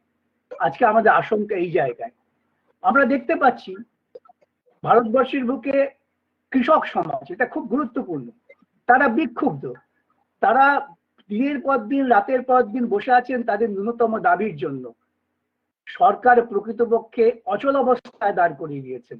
তাহলে ডিসেন্টিং ভয়েসকে রেসপেক্ট করা, যেটা ডেমোক্রেসির ফান্ডামেন্টাল কনসেপ্ট, সেটা মানা হচ্ছে না। তাহলে আমাদের প্রিয়াম্বল অনুযায়ী এই কাজটা হলো না। ছাত্রছাত্রী, তাদের বিরুদ্ধে ইউএপিএ লাগিয়ে দেওয়া হচ্ছে, এবং আপনারা অবাক হবেন, আমার নিজের অভিজ্ঞতা থেকে বলতে পারি, অন্তত পশ্চিমবঙ্গের ক্ষেত্রে ইউএপিএ যাদের বিরুদ্ধে লাগানো হয়েছে, সেটা ইউএপিএ লাগাবার যে মৌলিক কারণ তার ভিত্তিতে হয়নি, হয়েছে রাজনৈতিক কারণ। আমি আপনাদের ছোট্ট একটা উদাহরণ দিই। ভাঙড়ে যাদের বিরুদ্ধে ইউএপিএ লাগানো হলো, যে অভিযোগে দেখা গেল তাদের সঙ্গে চুক্তি করে কিন্তু তাদের দাবিটা মেনে নেওয়া হলো, তাহলে ইউএপিএ লাগানো হয়েছিল কেন? আমরা দেখতে পাচ্ছি দার্জিলিং এ ইউএপিএ লাগিয়ে তার সঙ্গে বৈঠক হচ্ছে এবং তাকে সিকিউরিটি দেওয়া হচ্ছে। তার মানে এই আইনটার অপপ্রয়োগ হচ্ছে। এই আইনটা কেন করা হয়েছিল? আইনটা করা হয়েছিল মানুষের মূলত আন্দোলনটাকে দমন করার জন্য। এই যে freedom of expression through agitation, এটাকে ডিস্টার্ব করার চেষ্টা হয়েছে, যার ফলে সরকার, অ্যাডমিনিস্ট্রেশন, তারাই কাজগুলো করছেন। আমার বন্ধু স্বপনবাবু বললেন যে ইন্ডিভিজুয়াল ইনটলারেন্স তা নয়। ধরুন একটা রাজ্য কাশ্মীর, তাকে আমরা প্র্যাকটিক্যালি এক্সিকিউটিভ ক্ষমতার জোরে সমস্ত প্রথা বাতিল করে দুটুকরো করে দিলাম, এবং গোটা রাজ্যবাসীকে আমরা একেবারে মিলিটারি বন্দুকের নলের মুখে দাঁড় করে দিলাম। তাদের কোনো ফ্রিডম নেই, তারা ঘর থেকে বেরোতে পারছেন না, এক গ্রাম থেকে আরেক গ্রামে যেতে পারছেন না, তাদের ইন্টারনেট কানেকশন নেই। সুতরাং এই যে অধিকারগুলো যেটা সংবিধান আমাদের দিয়েছেন, যে সংবিধান বলছেন যে যারা প্রজাতন্ত্র পরিচালনা করবেন তাদের দায়িত্বে এগুলোকে কার্যকরী করার, সেটা হচ্ছে না। আমরা এজন্যই চিন্তিত যে আমাদের তাহলে সাংবিধানিক যে মূল্যবোধ, যে মূল্যবোধের কথা বলা হচ্ছে, যে মূল্যবোধে প্রাথমিক হচ্ছে ওই লিবার্টি অফ থটস এক্সপ্রেশন সেগুলো রক্ষিত হচ্ছে না। এটা রক্ষা করার জন্যই আমাদের সকলকে সচেতন হতে হবে, এটুকুই আমি বলছি। ধন্যবাদ বিকাশ ভট্টাচার্য। উনি বললেন কনস্টিটিউশনাল মডালিটি এবং তার দায়িত্ব রক্ষা করবার দায়িত্ব নির্বাচিত সরকারের। ওনার মতে শাসন ব্যবস্থার অনেক গাফিলতি আছে, ব্যর্থতা আছে, যে সম্বন্ধে ডক্টর ইন্দ্রজিৎ সর্দারও বলেছেন। উনি নিজের ব্যক্তিগত অনেক মতামত দিয়েছেন কৃষক ব্যবস্থা, কাজ ব্যবস্থা নিয়ে। এটা মতামত সকলকার মতের তো ভিন্ন ভিন্ন মত হতেই পারে। কাজে এবার আমি যাব আপনার দর্শকদের কাছে। আপনাদের এতদিন শুনলেন, আপনাদের যে মনে কোনো প্রশ্ন জেগে ওঠে এবার সেটা তুলুন, এবার নিজের মধ্যে আলোচনা করা যাক। আমি দেখি জাস্টিস সমরেশ ব্যানার্জি কে আমি বসে আছেন, তার কিছু প্রশ্ন মনে জেগেছে কি? জাস্টিস সমরেশ ব্যানার্জি, আপনার মনে যদি কিছু প্রশ্ন জেগে থাকে ছোট করে প্রশ্নটা তুলুন, এনাদের যারা আমাদের বক্তাদের কাছ থেকে তার উত্তর আশা করব। জাস্টিস সমরেশ ব্যানার্জি কি হলো, আসছে না নাকি? এখন কি শোনা যাচ্ছে? এখন তোমার শোনা যাচ্ছে, শুনতে পাচ্ছি। এবার তোমার যদি প্রশ্ন থাকে, এটা আলোচনা ব্যক্তিত্ব, এবার প্রশ্ন তোলো। তবে একটা আপনাকে সংশোধন করে দিই, আমি আজকে এখানে হিসেবে নই, আমি চেয়ারম্যান অফ দ্য মিটিং এর আমন্ত্রণে ইন্টারলোকেটর হিসেবে আছি এবং আরেকজন। যাই হোক, সেটা খুব কথা কেটে কেটে যাচ্ছে তোমার কথা। হ্যাঁ, এখন কি পরিষ্কার শোনা যাচ্ছে? হ্যাঁ শোনা যাচ্ছে, বলুন। আচ্ছা, আমি যেটা বলতে চাইছি, ইন্টারলোকেটর জানতে চাইছি, বা সাবজেক্টটা আজকে বিষয়বস্তু ছিল, আমি বাংলা করে অত বলতে পারছি না। Have liberty of thought, expression, faith and worship been secured to all the citizens of India? অর্থাৎ প্রশ্নবোধক চিহ্ন কিন্তু এখানেই রয়ে গেছে। এবং সেটা বলতে গিয়ে জাস্টিস গাঙ্গুলি প্রথমে যে বলেছেন, তিনি খুব সুষ্ঠুভাবে বুঝিয়ে সেখানেও দেখিয়েছেন, প্রিয়াম্বল অফ দ্য কনস্টিটিউশনটাকে আলোচনা করে বুঝিয়েছেন, এবং তার কি লিমিটেশনের কোথায় হচ্ছে সেটাও বলেছে। বিকাশ বাবুর আগে তারপরে বলেছেন বোধহয় স্বপন বাবু। স্বপন কি আছেন না, এখন চলে গেছেন না? স্বপন বাবু তার মতে, আমি এখানে একটু প্রশ্ন করছি, স্বপন বাবু সেটা বলেছেন, তার মতামত এই ব্যাপারে, যে ওখানে বলেছেন লিমিটেশনে কিছু, যে এক্সপ্রেশন অফ থট আপনি চিন্তা করছেন ঠিক আছে, কিন্তু যখন এক্সপ্রেশন করছেন তার লিমিটেশন আছে, কনস্টিটিউশনেও আছে। কিন্তু বক্তব্য হচ্ছে যে আলটিমেটলি করতে গিয়ে আমি যে কখনো করতে পারবো না, তাহলে তো আমার অবশ্যই মনে হয় যে এটা সিকিউরড হচ্ছে না, এবং এটা সিকিউরড হবে প্রপারলি কি হবে না সেটা অনেকটাই ডিপেন্ড করছে, মানে দায়িত্বটা চলে যাচ্ছে এক্সিকিউটিভের কাছে এবং political will of the government.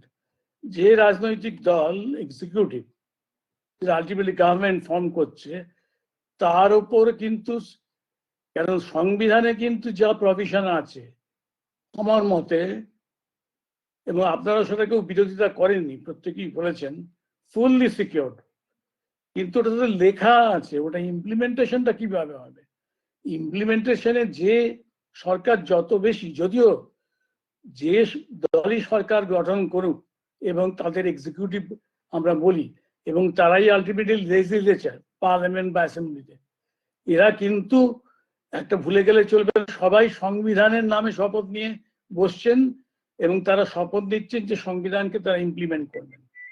কিন্তু যখন সিকিউর নয়, অর্থাৎ theoretically it is secure because of the provisions বিভিন্ন, কিন্তু প্র্যাকটিক্যালি নয়, এবং সেটা হচ্ছে ফেলিওর অফ দ্য এক্সিকিউটিভ। একটা এক্সাম্পল দিচ্ছি, যেটা সবাই বলে অলরেডি বলেছেন অনেকে, তাও আমি বলছি আরেকবার বলা দরকার। আপনি দেখুন, এক্সপ্রেশন অফ করতে গিয়ে বাধাপ্রাপ্ত হচ্ছে বর্তমান যুগে কিভাবে, যারা ইন্টেলেকচুয়াল অন্যভাবে কথা বলেন, সেখানে বয়স নেই, কিছু নেই, সিটিশন ল দিয়ে তাকে ধরে একটা কঠিন আইন দিয়ে তাকে জেলে হচ্ছে, থেকে ছাড়া পাওয়া ভীষণ ডিফিকাল্ট।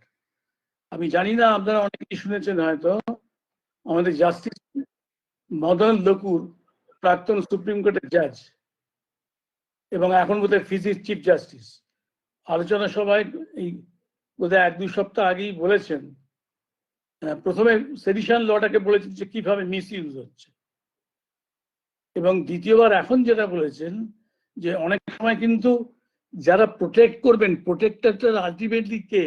সরকার যদি ঠিক মতো আইন না করে, আমার জন্য আমি হাইকোর্ট বা সুপ্রিম কোর্ট, সেখানেও অনেক সময় ইনসেন্সিটিভিটি অফ দ্য কোর্ট হয়ে যাচ্ছে। যাতে মদন লোকুর মন্তব্য করেছেন, তার কারণটা আমি এক্ষুনি বলছি।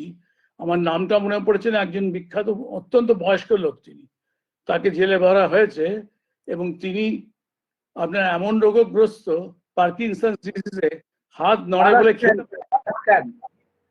That's right, thank you Justice Ganguly, এবং তিনি খেতে পারছেন না, মানে হাত নড়ে বলে জল দুধ কিছু খেতে পারেন না, তার একটা স্ট্র প্রয়োজন হয়, কিন্তু জেলে তাকে দিচ্ছে না বলে তিনি, তার হয়ে কেউ সুপ্রিম কোর্টে মামলা করেছিলেন।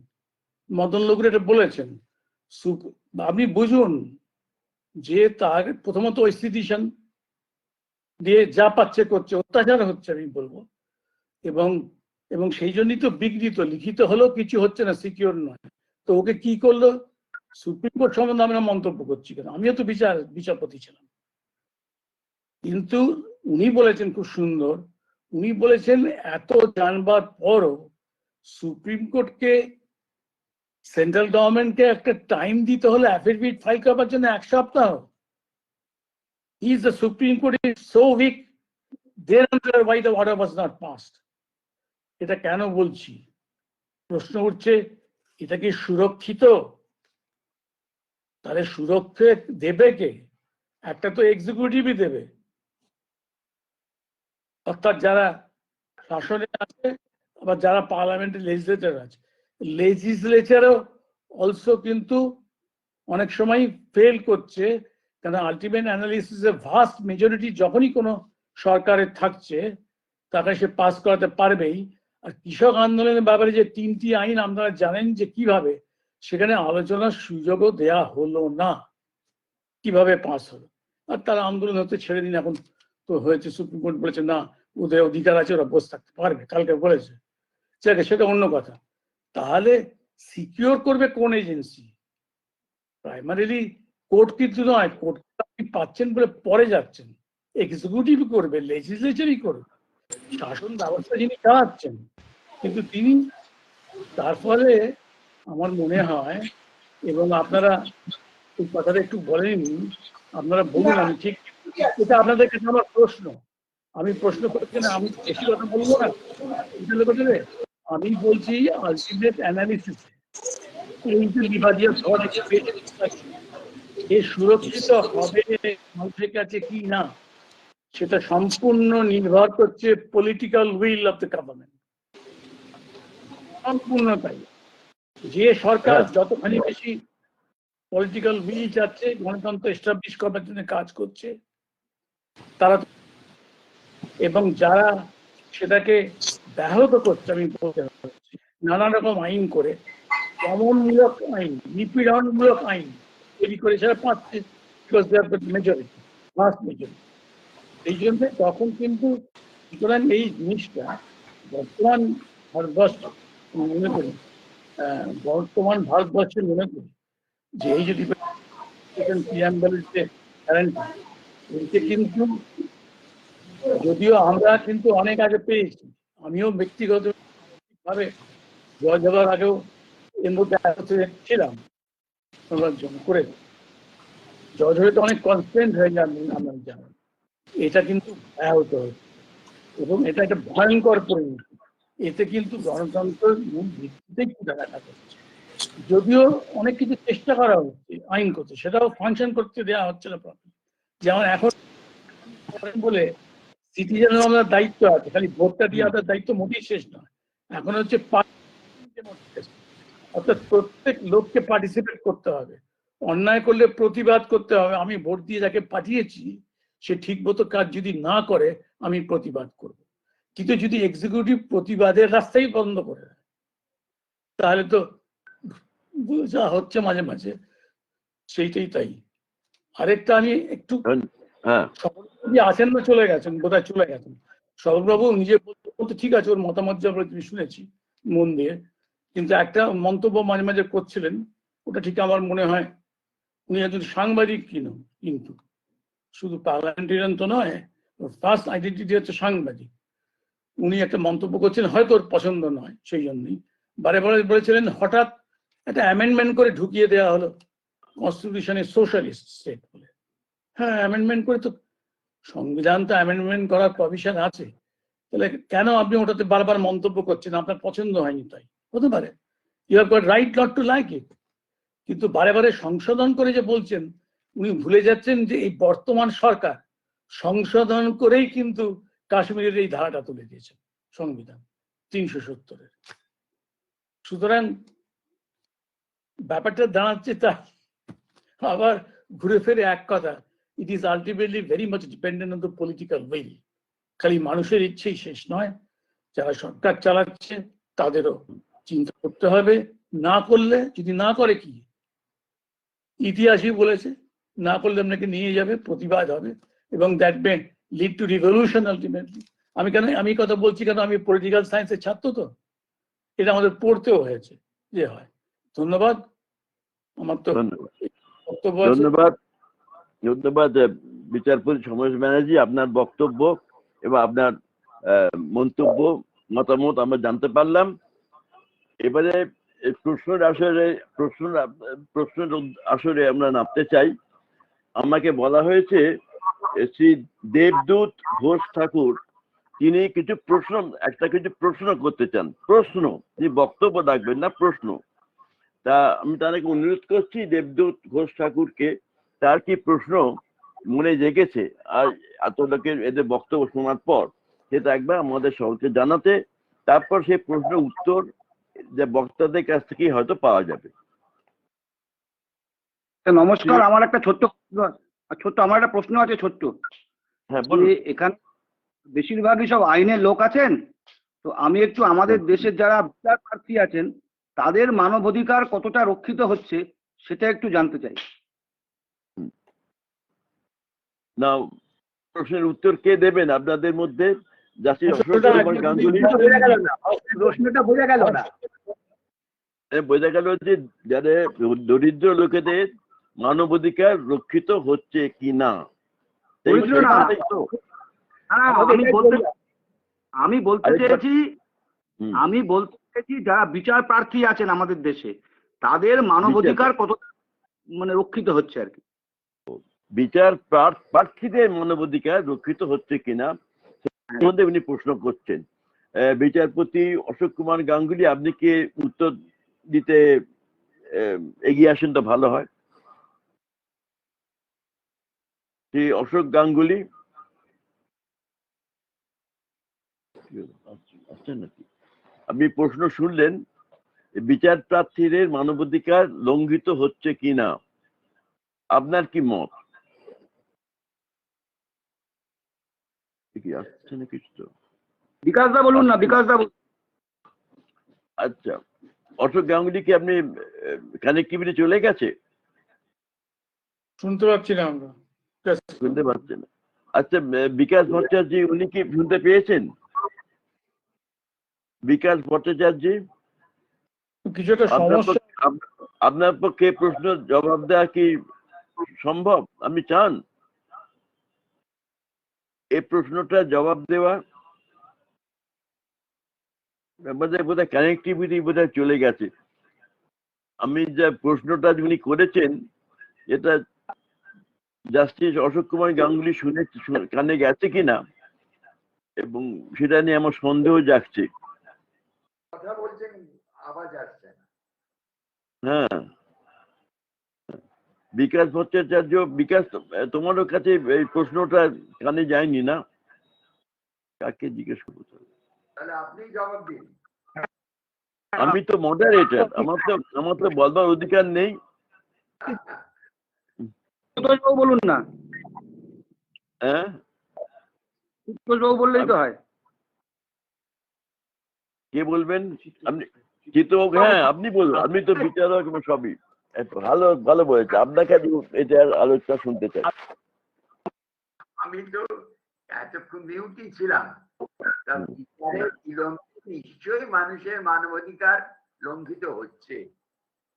এটার কারণ আদালতের শুধু নয়, তবু বলবো যে যে বিপুল পরিমাণ বকেয়া মামলা পড়ে আছে এবং মামলার বিচারে বিলম্ব হচ্ছে, আরো ত্বরান্বিত না করলে কিন্তু মানুষের কাছে ন্যায় বিচার পাবেন না। তা নিশ্চয়ই এটা আদালতের দোষ নয়। আমি বলবো সাফিসিয়েন্ট নাম্বার অফ বিচারপতি নেই, মামলার আরো প্রশাসনিক অসুবিধে আছে, বিচার হচ্ছে না। কিন্তু তার ফলপ্রাপ্তি হচ্ছে যারা কোর্টে আদালতে আসছেন বিচার প্রার্থী হয়ে, তারা কিন্তু পাচ্ছেন না বিচার তাড়াতাড়ি, অনেকদিন দেরি হচ্ছে। এটা কিন্তু নিশ্চয়ই খুব দুর্ভাগ্যজনক এবং মানবাধিকার ভঙ্গের কথাই বলবো। এই সমস্যার সমাধান কি আপনার মতে? কিভাবে এটা সমাধান করা যায় যতখানি সম্ভব?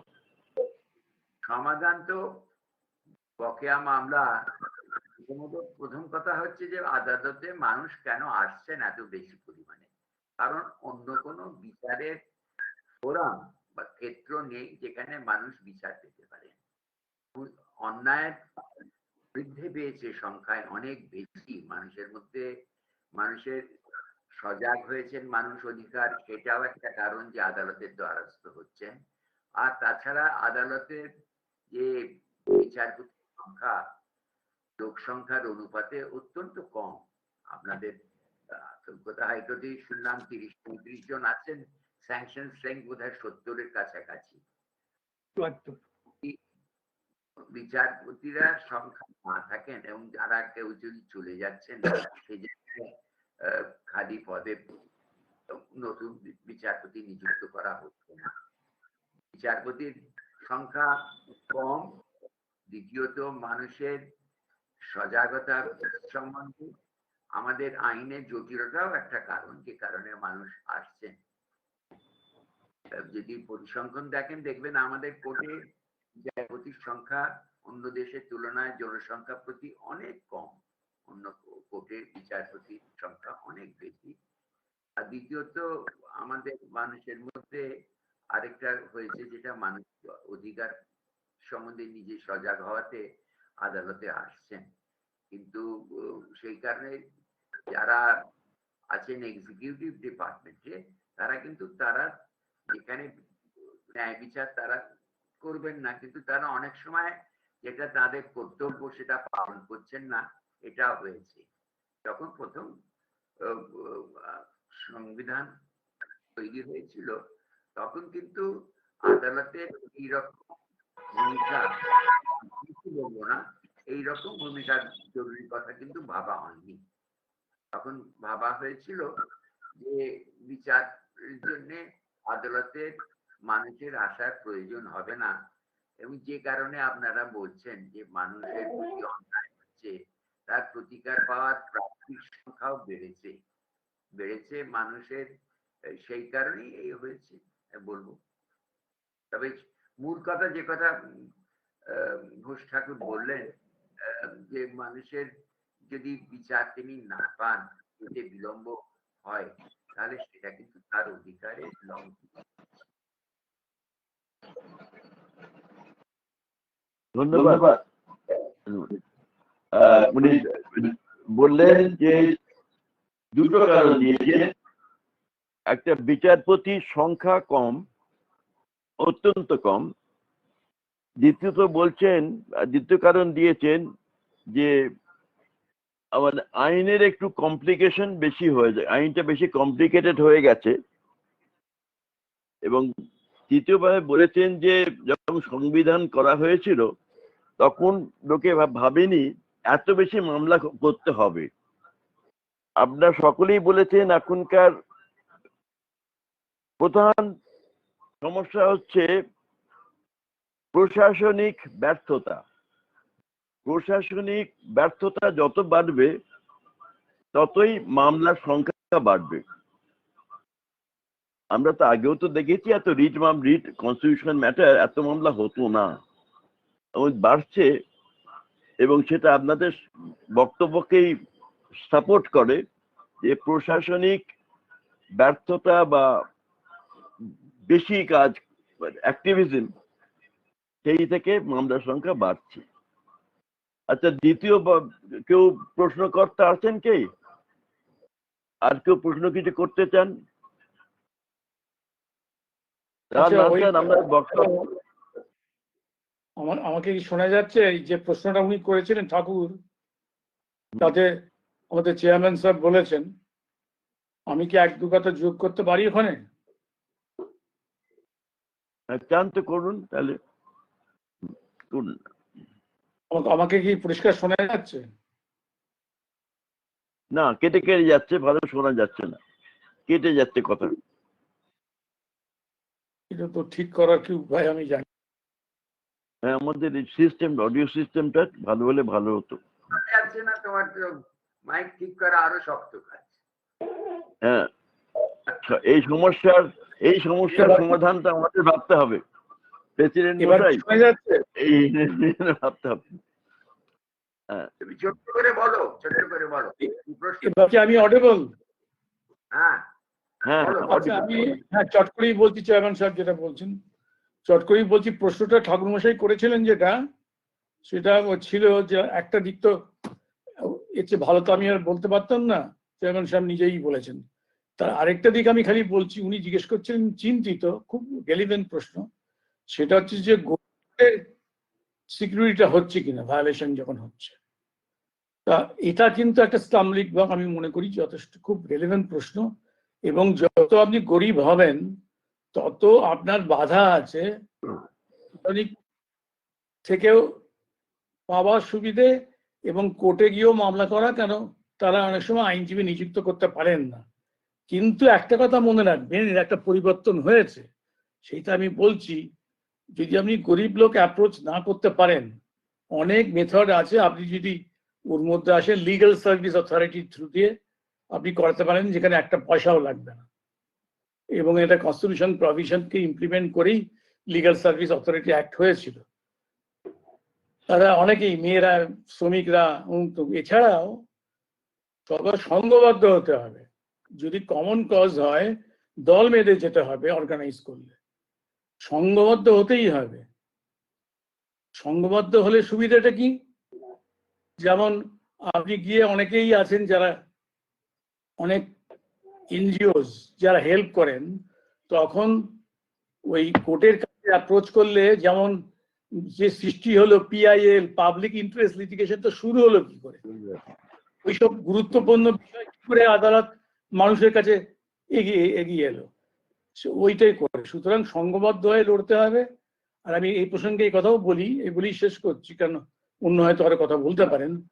এই সংঘবদ্ধ হবার পরে আপনি যে প্রশ্নটা করেছেন ঠাকুরমশাই, মিস্টার ঠাকুর, যে গরিব লোক কি পায়, এখানে একটা কথা জেনে রাখুন, সবচেয়ে নিপীড়িত এখানে গরিবদের মধ্যে মহিলারা।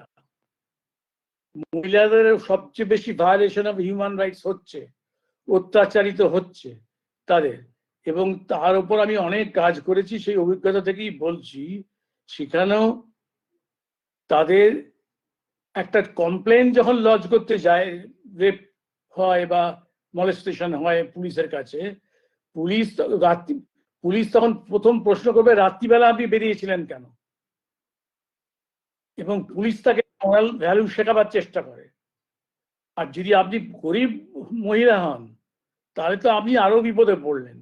যার জন্য আমি বারে বারেই যখন করেছি, প্রত্যেককে বলেছি, আপনারা যান কোনো এনজিও থ্রু দিয়ে, আর যাবেন দল বেঁধে, নিয়মগুলো জানুন। আপনি তো আইন জানেন না, পুলিশকে লিখতেই হবে, না হলে সুপারের কাছে কমপ্লেন করবেন যে ধারাটা।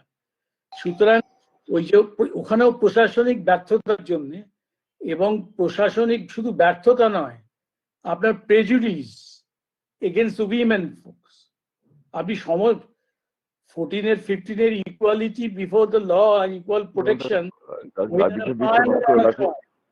পান না, এবং দুই হলে আরো সমস্যা, কিন্তু তার সমাধানও আছে, যেটা বললাম সংঘবদ্ধভাবে করতে পারা যায়, হচ্ছেও সেটা। ধন্যবাদ। আর যদি কারো কিছু প্রশ্ন না থাকে তাহলে আজকে সভা এখানে সমাপ্তি ঘোষণা করা হোক। সভাপতি মশাই কি বলেন? নিশ্চয়ই, আপনি দেড় ঘন্টা হয়েছে আমাদের আজকে। তাহলে সকলকে ধন্যবাদ, আপনার সকলকে ধন্যবাদ জানিয়ে, বিশেষ করে আমাদের সভাপতি মশাইকে ধন্যবাদ দিয়ে আজকের আলোচনা সভার সমাপ্তি ঘোষণা করা হলো। ধন্যবাদ, নমস্কার জানবেন। সকলে ভালো থাকুন, কোভিডের প্রভাব থেকে বাইরে থাকুন। নমস্কার।